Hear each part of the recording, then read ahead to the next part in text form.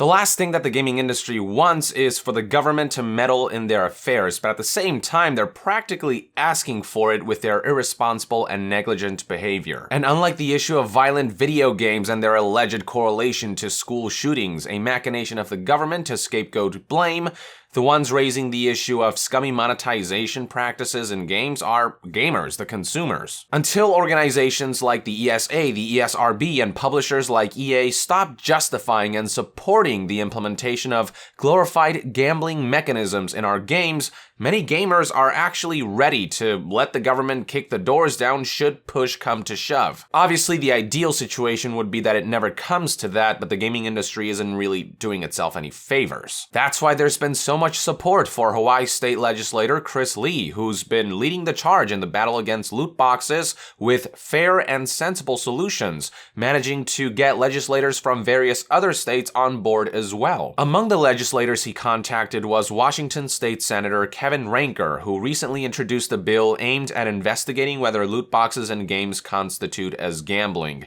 with a deliberation being made towards the end of the year. Washington has definitely been one of the more proactive states in regards to concerns about gambling-like mechanisms in video games, and that trend continues with the most recent development involving a free-to-play virtual casino game with gambling-like mechanisms being ruled as illegal according to Washington state law. The following information comes from an article by website GeekWire titled "Big Fish Casino Video Game Constitutes Illegal Online Gambling, Federal Appeals Court Rules."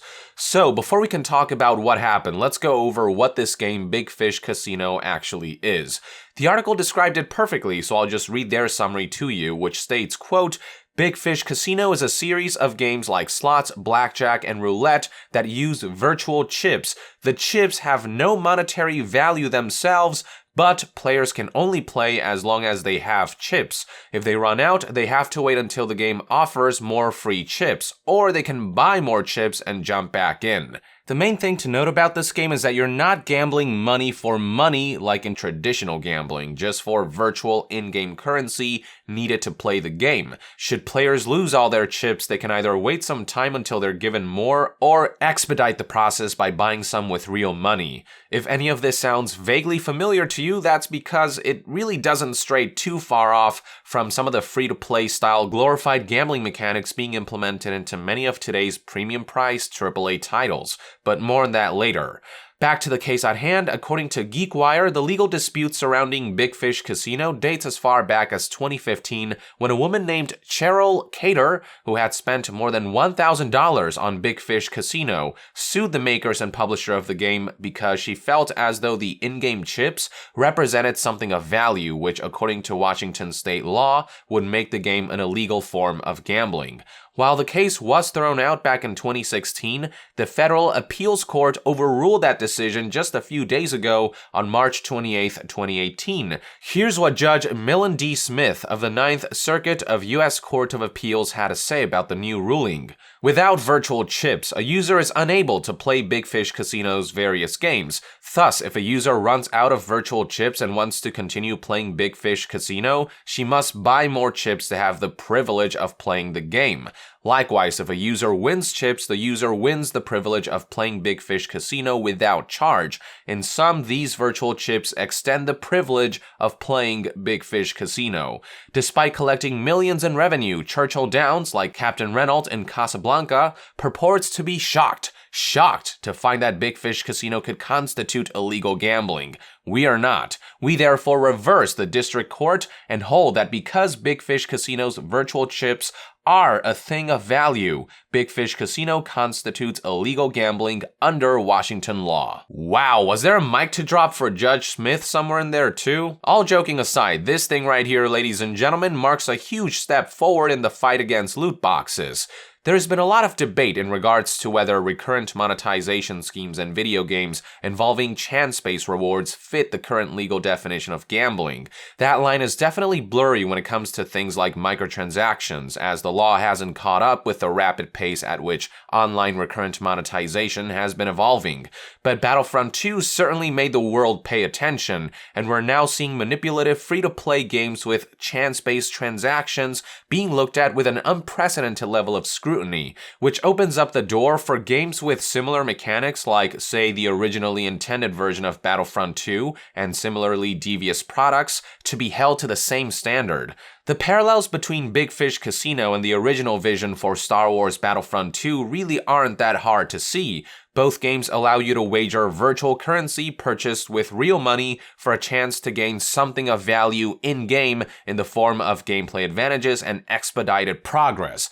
Both games strong-arm players into making purchases of virtual currency by artificially slowing down progress in some way, whether it's by stingily handing out said currency or by making things that you're given access to by spending virtual currency really expensive. Both games in some way heavily tie one's ability to fairly and properly play around purchasable virtual currency, giving those who spend real money a distinct advantage. Both games prey on people's addictive tendencies for the sole intent of making as much money as humanly possible with no consideration of ramifications. Now, that isn't to say that the two games are identical in their monetization scheme. If we're being honest, Big Fish Casino system is definitely much worse, as not having currency essentially means you're completely locked out of the game and its many activities, preying on impatience to entice players to shell out additional cash. In the old Battlefront 2, on the other hand, even if you're short on funds, the game is still technically accessible and playable. It's just that it'll take you longer to unlock certain things and you won't be able to be evenly matched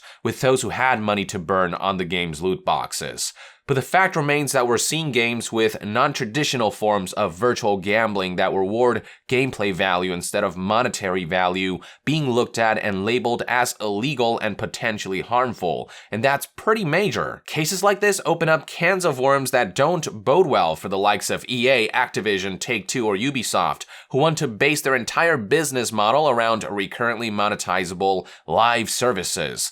This especially doesn't bode well for games like Counter-Strike and its skin gambling economy, which is closer to the legal definition of gambling than the likes of Battlefront 2 or even Big Fish Casino. As a matter of fact, one of the points that was brought up in the case against Big Fish Casino was that players are able to cash out on the game's virtual chips by selling them for real money on a secondary market and then transferring them to other users. However, this was an argument that was rejected because Big Fish Casino prohibits these kinds of transactions in their terms of service. But I don't know if the same could be said for Valve's intentions with CSGO, who intentionally developed its skin gambling and trading economy to allow players to wager money to get something of monetary value back while the company profits from money players spend to spin the game's slot machines. Perhaps Valve knows that they're asking for trouble, as in an unexpected turn of events, on March 29th, 2018, just one day after the ruling on Big Fish Casino, Valve added a new restriction where players have to wait 7 days to trade any skins they gambled for and earned, a major inconvenience for those making a living out of this stuff. Hard to say for sure whether the timing of this announcement in relation to the Big Fish Casino Court of Appeals case is pure coincidence or not, but it's worth noting.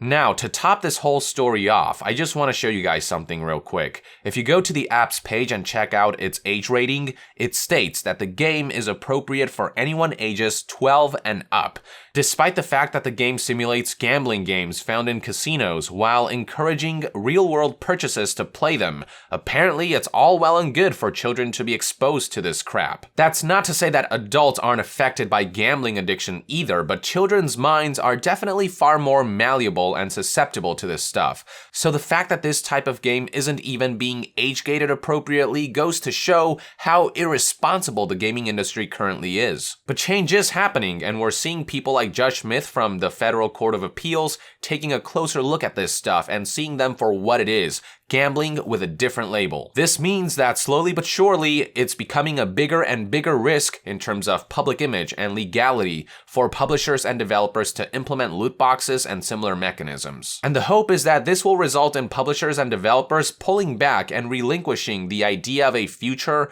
in which all games will implement some form of slot machine style system. Neither the government nor the consumers want this crap in their products, not without some form of regulation or oversight at the very least. So yeah, there you go folks, a compelling turn of events that I thought was worth sharing with those of you out there keeping track of this stuff. I'd love to hear what your take is on all of this in the comments below. With that, I would like to end this news update. Thank you for tuning in. If you enjoy my content, consider supporting me on Patreon. It is completely optional, but donating even as little as $1 a month will go a long way in helping this channel grow. And to be further updated on all things gaming news, reviews, and discussions, stay tuned right here on Yong Yeah. I'll see you guys next time. Yong out.